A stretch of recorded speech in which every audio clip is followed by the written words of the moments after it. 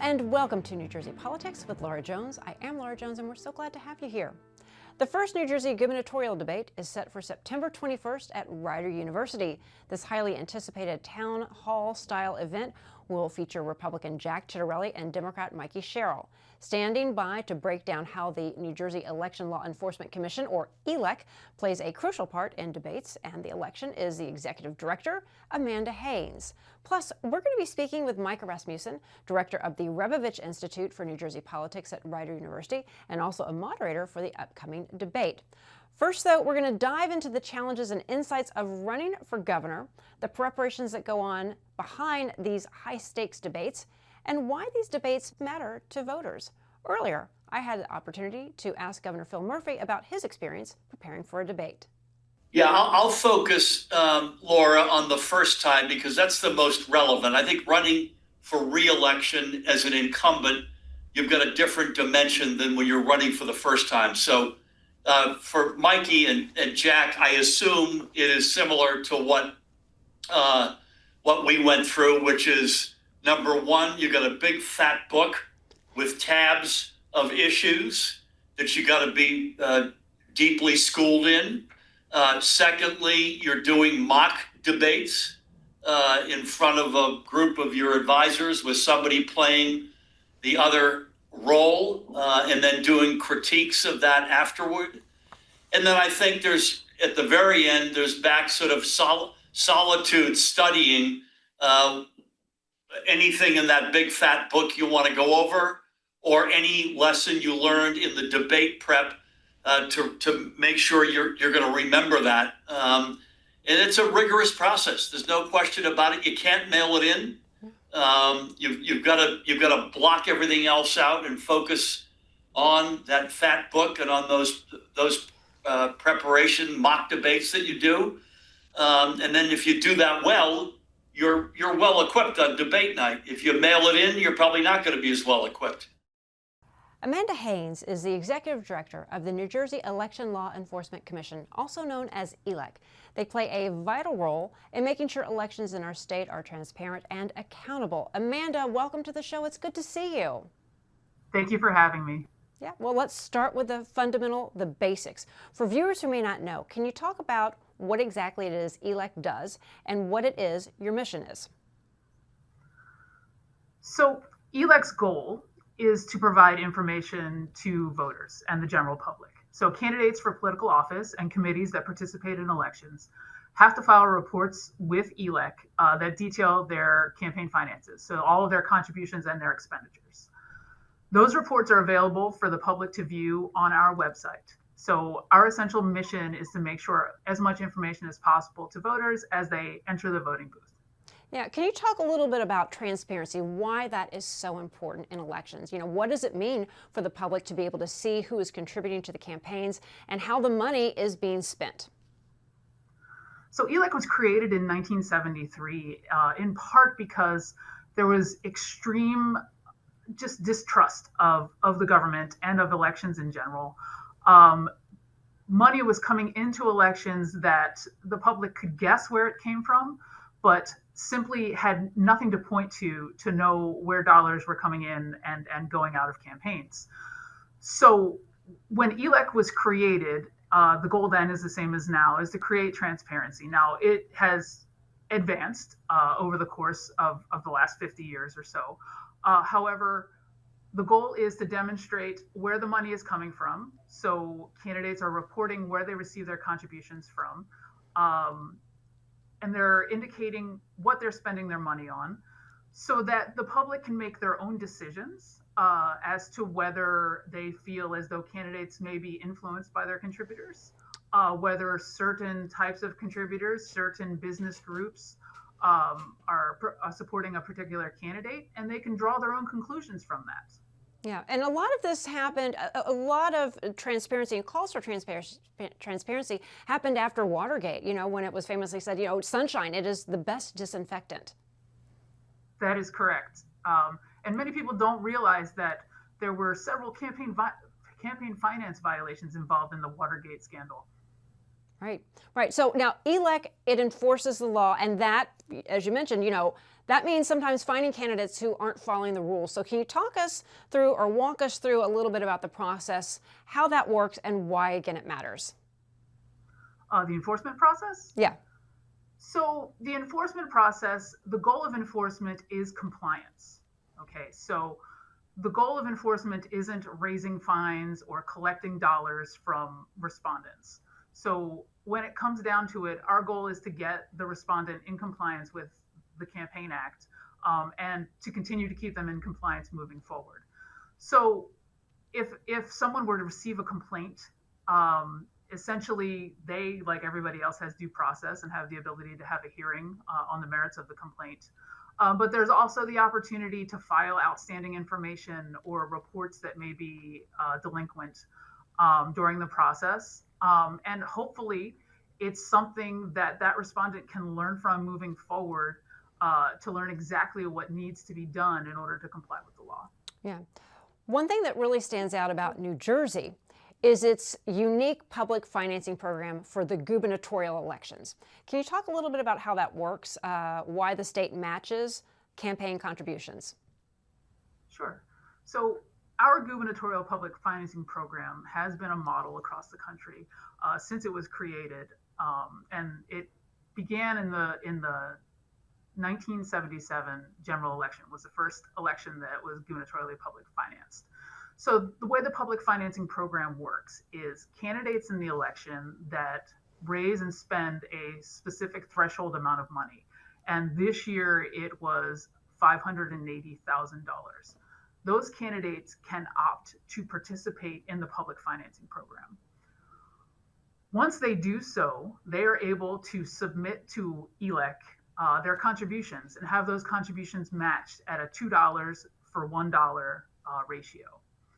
Now, in order to receive public funds, these candidates have to agree to participate in the ELEC designated debates. Now, depending on the election, whether it's a primary election or a general election, the number of debates varies. But since we're in the general election, there will be 2 debates between the candidates for governor and 1 debate between the candidates for lieutenant governor. Yeah. So if the candidate accepts public funds, what you're saying is they're agreeing to certain rules, including caps on spending and, the requirements around the debate. Can you explain how that came into being? Again, this is about transparency, but, it's evolved over the past more than 50 years since you all have been in existence, and how they've, changed with the times and why those rules are in place. Well, since these candidates agree both to participate in debates and to have a spending cap, they're essentially agreeing to only spend a certain amount of funds in the election.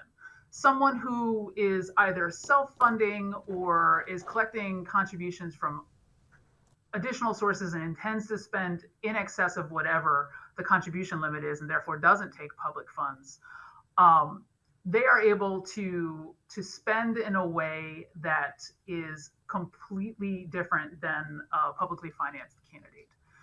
So these publicly financed candidates, by limiting their spending, they are enabled regardless of their sources. So someone who's not necessarily as well sourced of a candidate is able to participate in an election in a very competitive way, by utilizing these public funds. So finally, if a voter wants to learn more about whether it be campaign contributions, public financing, rules the candidates must follow, more about the debates that are upon us, where can they go for that information? So they can go to our website, which is www.elec.nj.gov. There is a tremendous amount of information available on that website. We also have a compliance staff that is available to answer questions. We have a hotline, 609-292-8700. Between 9 and 5 every weekday, a person will answer your phone call and answer your questions if you have them. Yeah. Always Very, very busy. You're involved in all elections, not congressional or U.S. Senate, but any statewide office you all have a hand in. So I can't imagine how busy you are. And I'm so grateful that you're able to take the time to talk to us today. Anything else that you want our viewers to know that they may not understand or would like to just explain about ELEC before we end up here? No, I will just leave it with, I encourage you to interact with our website and to reach out and ask questions if you have them. We'd be happy to help out and happy to provide information. Amanda Haines, Executive Director of ELEC, thank you so much for joining us. Thank you.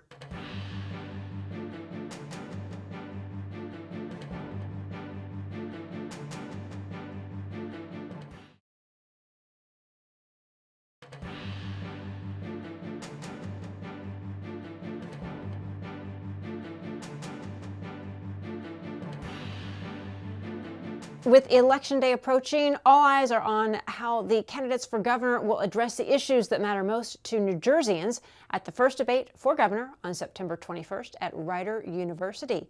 Joining me now is Micah Rasmussen, director of the Rebovich Institute for New Jersey Politics at Rider University and a moderator for the upcoming debate. Micah, good to see you. Thanks for being here.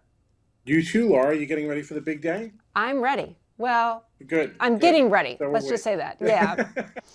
Well, this is really exciting. The debate is being held. It's a town hall style format at Rider, sponsored by the New Jersey Globe, on New Jersey, and Rider University. So can you walk us through a little bit about what voters and viewers can expect from this format and how it differs from traditional debate setups? Well, I'm glad you asked, because when we hosted the February debates here on campus, we had an audience for the Democratic debate of about 350, the capacity of that theater, and the same for the Republican debate. This is going to be very different, and one of the things that I've been spending a lot of time on is we're going to be with 1,600 of our best friends right in the room, in the gym. It's going to be a very different kind of affair. You're not going to see podiums. You are not going to see them standing behind anything. They are going to be exposed for everyone to see, answering questions, mixing it up. You're also going to see a lot less prominent role for us, the moderators, that you, not you, Laura, you've got a big referee job, but for the panelists who asked all the questions in the past, we are going to be playing a lot less of a prominent role. The Rider community, students, faculty, staff, parents, alumni, are going to, they have had the opportunity to submit questions. And there are a lot of good ones we have received. We're going to be, David and I are the only ones who are going to be doing this, Wildstein, and we are going to be reviewing those questions. We're going to determine which ones have the most interest to the most voters. And we're going to invite those students, faculty, staff, alumni, parents to ask those questions directly of the candidates. So you're going to see those questions from voters, from the Rider community, and the candidates are going to then have the opportunity to directly answer them, look them in the eye and answer them. It's going to be a very different format for us. This is the first time that you or we have tried to do this town hall format. We hope it's going to work out well. We hope it's going to be much more intimate and engaging. You've seen these at the presidential level. Not all presidential candidates are behind the podium anymore. Some are in this town hall format, and some candidates do really well at these. Bill Clinton comes to mind. Some candidates do not do as well at these. George Bush looking at his watch in that infamous clip in that same debate from 1992 is one that comes to mind as well.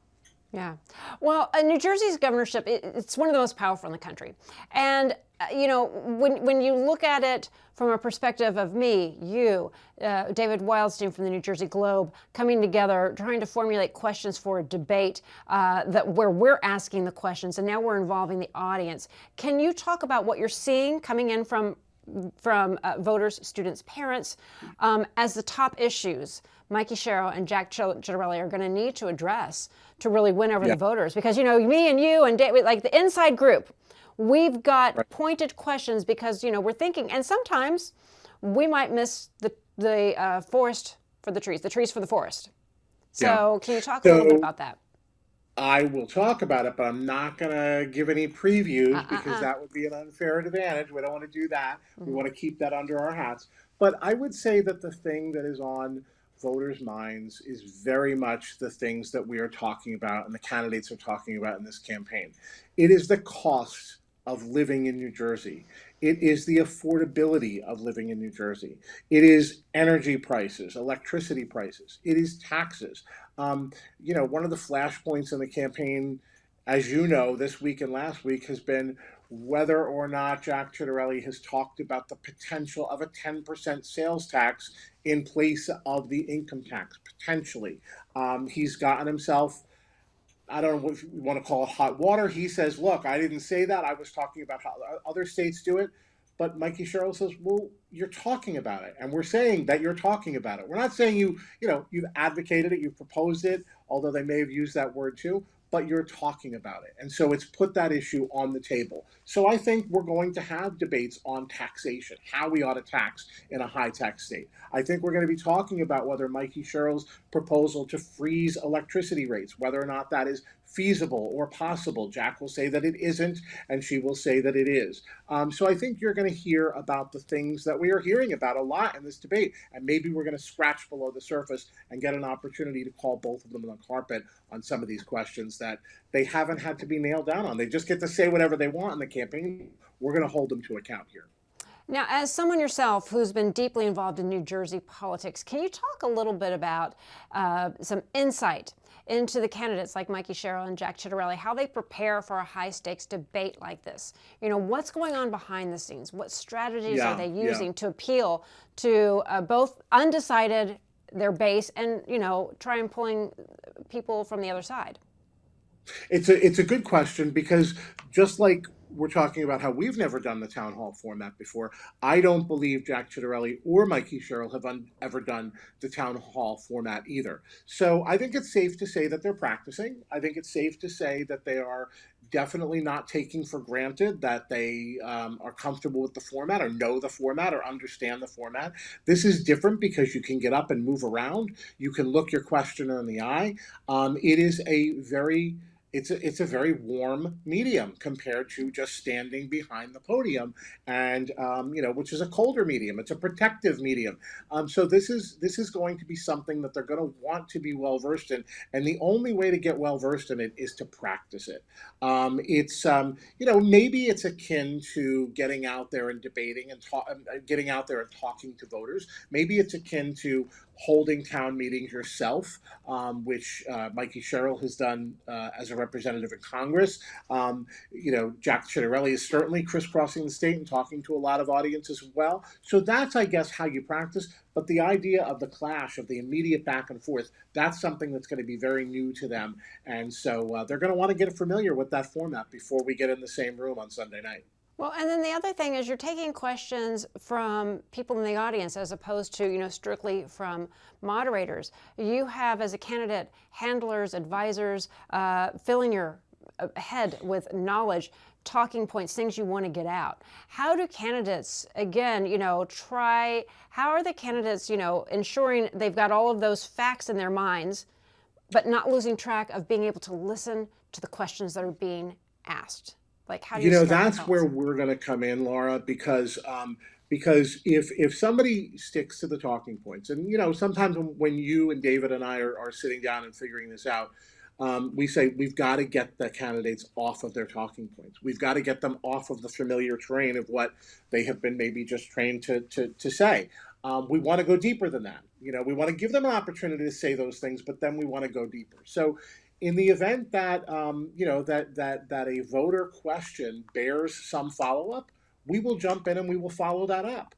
And so I think the candidates are going to have to be careful of sticking to just the tried and true and just saying what they want to say and not necessarily answering the question. We're going to make sure that they do. Right. I mean, candidates want to. They do want to sway those undecided, but they also want to, do no harm, because, this debate is being live streamed on platforms like the New Jersey Globe. On New Jersey, it's airing on C-SPAN. So can you talk about how important this is for engaging the voters and the role that, streaming over all of these platforms has in shaping public opinion? That's a great question. One of the things that we had to do when we made this proposal to the Election Law Enforcement Commission was to really educate them on how people are consuming television and how people are consuming debates today. And I don't have to tell On New Jersey that the way people are consuming TV or their viewers that is different than it was. It is not by the numbers. It is not cable. It is not broadcast. Increasingly, it is streaming. And you may not be catching the entire debate at once. You may be catching a snippet of the debate. You may be catching 30 or 60 seconds of the debate that somebody has posted on social media. So we're getting tremendous viewers on these debates that we're sponsoring. We're getting much better than traditional debates that have maybe just been on broadcast or just been on cable.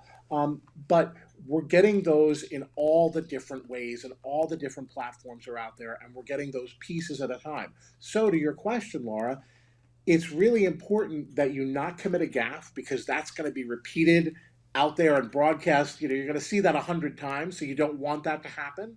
The other thing is that if you can score a really good soundbite, if you can get across a really good message, if maybe you can, sort of slam your point home and maybe, hammer it home and, get the better of the other of your opponent, then that also can be the viral moment that takes off and breathes enthusiasm into your supporters' side, and they're going to be watching that for the weeks leading up to the election. They're going to get more fired up about coming out and voting.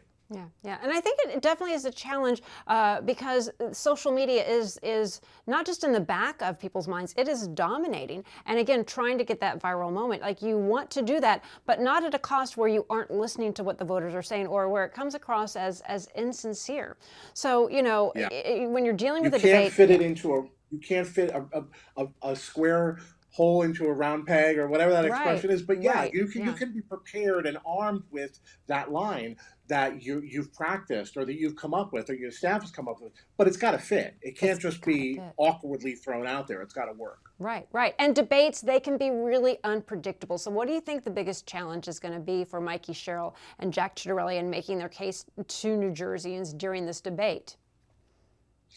Well, I think that Jack Ciattarelli certainly has the courage of his convictions. He has been at this a very long time. He's been running for governor really more or less nonstop for the last 10 years. He's been able to hone his answers. He's got that stuff down.